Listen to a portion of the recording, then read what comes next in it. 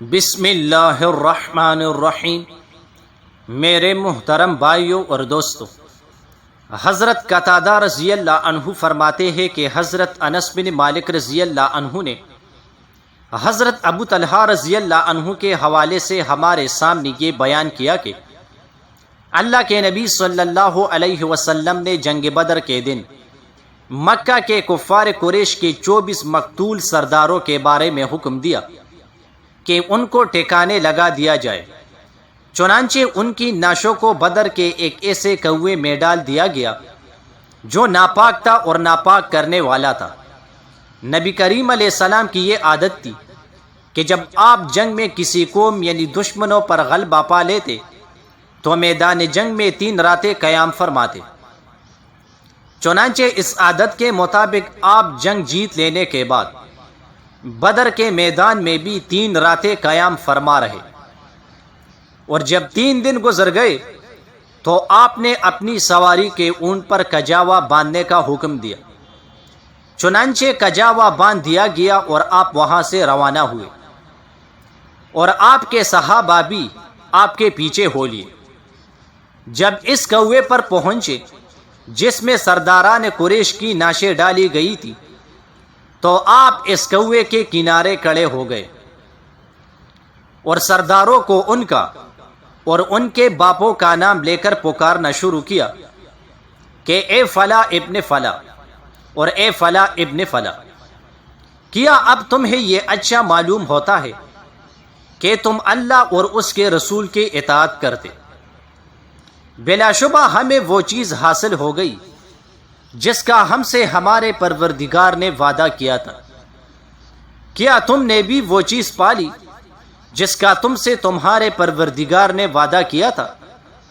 یعنی ہم کو تو اللہ کے وعدے کے مطابق فتح و کامیابی حاصل ہو گئی۔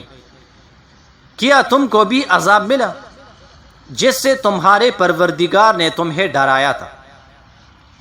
حضرت عمر رضی اللہ عنہ نے عرض کیا، یا رسول اللہ صلی اللہ علیہ وسلم، کیا آپ ایسے جسموں سے گفتگو کر رہے ہیں جس میں روح نہیں ہے؟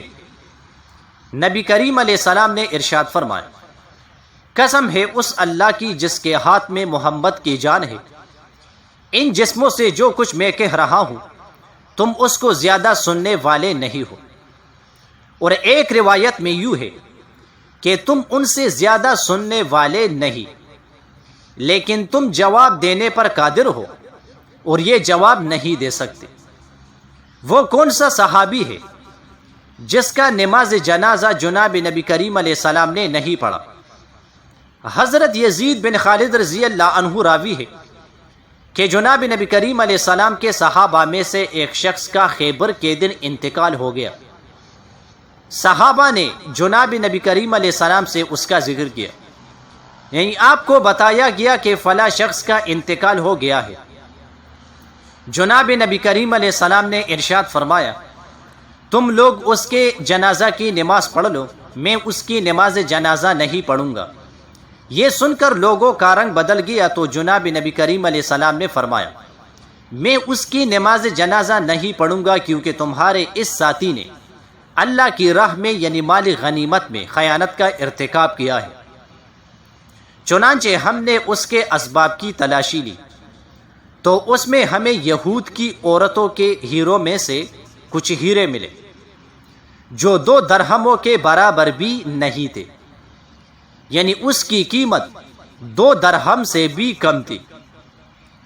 حضرت عبداللہ بن عمر رضی اللہ عنہ فرماتے ہیں کہ جناب نبی کریم علیہ السلام جب مال کو جمع کروا کر تقسیم کرنے کا ارادہ فرماتے تو حضرت بلال کو اعلان کرنے کا حکم دے دے۔ چنانچہ وہ لوگوں کے درمیان اعلان کرتے اور اس اعلان کو سنتے ہی لوگ اپنی اپنی غنیمت لے کر آتے۔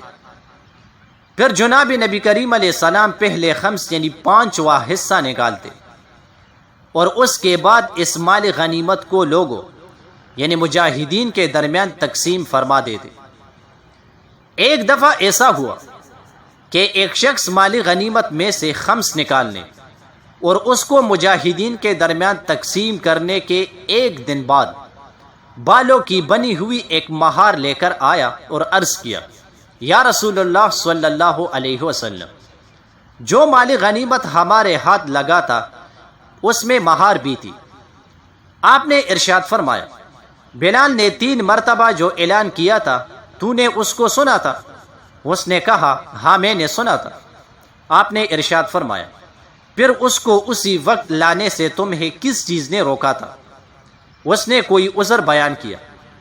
پھر آپ نے ارشاد فرمایا، بس اب یوں ہی رہو، اب اس کو اپنے پاس ہی رکھو، تو کل قیامت کے دن ہی اس کو لے کر آنا اور اللہ کو اس تاخیر کا جواب دینا، میں اب اس کو تم سے ہرگز نہ لوں گا۔